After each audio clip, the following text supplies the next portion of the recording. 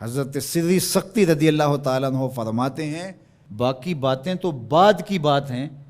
میں اس بات سے ڈرتا ہوں اپنے رب کا سامنا کیسے کروں گا، اللہ اکبر، کیسے اس کے حضور پیش ہوں گا، یہ چیز میرے بدن میں آگ لگا دیتی ہے۔ احکم الحاکمین کا دربار ہو تو کیسے اس کے روبرو میں حاضر ہوں گا۔ اور حضرت اقبال 2 قدم آگے بڑھ کے ایک جملہ بولنے لگے، کہتے ہیں لوگ اس بات سے ڈرتے ہیں کہ رب کا سامنا کیسے کریں گے، میں تو اس بات سے ڈرتا ہوں رسول اللہ کا سامنا کیسے کروں گا۔ حضور کا امتی ہو کل قیامت کے دن حضور کا سامنا کیسے کرے گا، بندہ خدا اپنے رب کا سامنا کیسے کرے گا۔ لیکن یہ کرنا پڑے گا، یہ نہیں ہے کہ کوئی فرار کا راستہ تلاش کر لے کہ میں نہیں کرتا، یہ کرنا تو پڑے گا، ہر صورت میں کرنا پڑے گا۔ بلکہ ایک حدیث پاک میں آتا ہے قیامت کے دن جب لوگ اس کے روبرو پیش ہوں گے تو اللہ بندے کو اپنے حضور سے ہٹنے نہیں دے گا جب تک 4 سوال اس سے پوچھ نہیں لیتا۔ ان عمرہ فیما افنا ہو، اس سے پوچھا جائے گا عمر کہاں گزاری۔ دوسرا سوال جو اس سے کیا جائے گا ان جسدہ فیما ابلا ہو، بتا اپنے جسم کو کن کاموں میں لگایا، تجھے پھریرا بدن دیا تھا، اٹھتی جوانی تھی، عنفوان شباب تھا، چمکتی آنکھیں تھی، روشن چہرہ تھا، تجھے سنتے کان بولتی زبان بخشی، چوڑی چھاتی عطا کی، نرگسی آنکھیں تھی، کشادہ پیشانی تھی، قدِ رانا بخشا گیا۔ جب تو چلتا تھا تو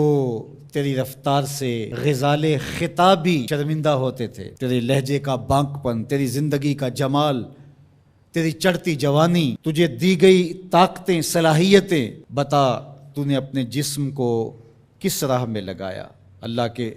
حکموں کی تعمیل میں۔ تیرا جسم کمان کی طرح رکوع کی صورت میں جھکا، کیا تو اس کے حضور سجدے میں گیا، تو چل کے مسجد کی راہوں کا مسافر بنا یا نہیں بنا۔ جسم کے بارے میں پوچھا جائے گا فیما ابلا ہو وعن علم ہی ماذا عامل فی، اور پوچھا جائے گا تجھے جو علم دیا گیا تھا بتا عمل کہاں تک کیا۔ صرف تقریریں ہی تو نہیں کی، لوگوں کو سمجھاتا رہا اور خود کورے کا کورا رہا، لوگوں کو عمل کی دعوت دیتا رہا اور اپنا من گندا اور میلا ہی رہا، لوگوں کو تلقین کرتا رہا لیکن خود اس پر عمل پیرا ہوا یا نہ ہوا۔ چوتھا سوال جو بندے سے کیا جائے گا وَعَن مَالِهِ مِنْ أَيْنَ اكْتَسَبَهُ وَفِيمَا أَنْفَقَهُ، بتا مال کمایا کیسے اور یہ بھی بتا مال خرچ کہاں کیا۔ مال کے بارے میں 2 سوال ہو گئے، کمایا کہاں اور خرچ کہاں کیا۔ تو اللہ جل شانہ کا سامنا تو کرنا پڑے گا اور ایک وقت آنا ہے کہ تو اپنے رب سے ملاقات کرنی ہے۔ ارشاد فرمایا کہ اذا احب عبدی لقائی احببت لقاءہ وَإِذَا كَرِهَ لِقَائِي كَرِهْتُ لِقَاءَهُ، جب میرا بندہ مجھ سے ملنے کی چاہت رکھتا ہے تو میں بھی اس سے ملنے کی چاہت رکھتا ہوں، پھر وہ ملاقات تو پھر زندگی کی آرزو ہے کہ میں اس کے حضور جاؤں، لیکن اچھے اعمال کا ذخیرہ ہوگا تو پھر ملنے کی آرزویں ہوں گی، گناہوں کا بوجھ ہو تو پھر ملنے کی تمنا ہی نہیں ہوتی۔ جو اشتہاری ہوتے ہیں وہ تو شہر سے گریز کر کے پردے میں گزرتے ہیں، تھانے کے آگے سے کیسے گزریں گے؟ جن کے ذمہ جرم کوئی نہیں ہوتا تو ان کو کوئی پرواہ نہیں ہوتی ہے، اللہ کی پکڑ سے کوئی بچ تو نہیں پائے گا،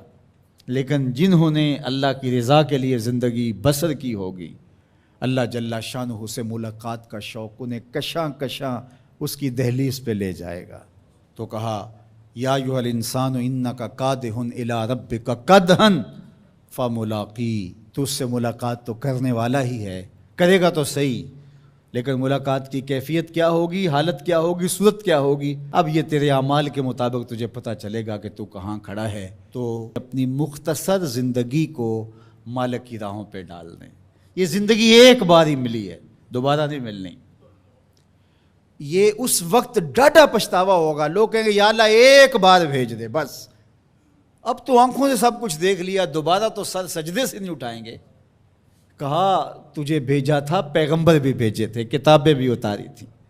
روز مرتے ہوئے لوگ تیرے سامنے تھے، اٹھتے ہوئے جنازے تیرے سامنے تھے، پھیلے ہوئے قبرستان، ڈوبتا ہوا سورج، یہ عارضی دنیا کے کتنے نقشے تمہیں دکھائے لیکن تو پھر بھی نہ مانا، اب دوسرا موقع نہیں ہے۔ یقول یا لیتنی قدمت لحیاتی، وہ کہے گا کاش میں اس زندگی کو اس زندگی کے لیے آگے بھیج دیا ہوتا،